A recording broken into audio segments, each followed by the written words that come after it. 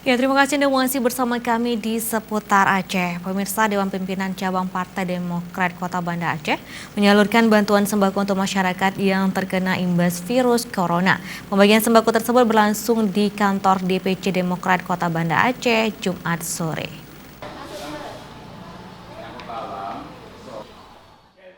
Penyaluran bantuan sembako untuk masyarakat miskin di 9 kecamatan sekota Banda Aceh tersebut diserahkan langsung oleh istri PLT Gubernur Aceh, Diah Erti Idawati, yang didampingi oleh Ketua DPC Partai Demokrat Kota Banda Aceh, Arif Fadilah. Adapun sembako yang diberikan berupa beras, telur, dan minyak goreng.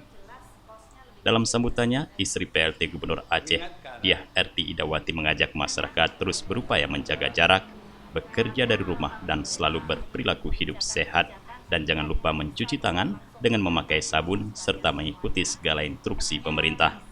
Selain itu, dalam kesempatan ini dia juga mengajak semua kader Demokrat dan masyarakat yang menerima bantuan sembako Demokrat peduli COVID-19 agar ikut serta mensosialisasikan pencegahan penyebaran virus corona.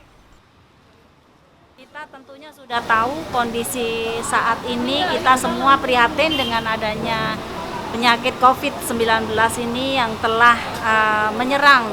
Tidak ada satu daerah pun yang terbebas, termasuk kita sudah di Aceh ini, sudah ada 5 yang positif.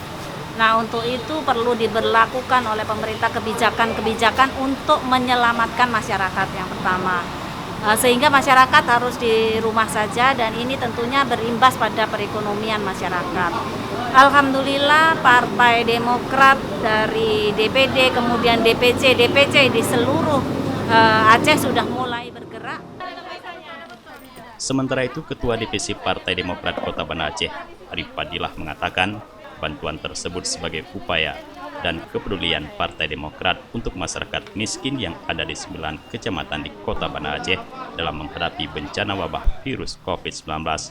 Bantuan tersebut merupakan partisipasi pengurus partai dan anggota DPRK Banda Aceh dari Partai Demokrat.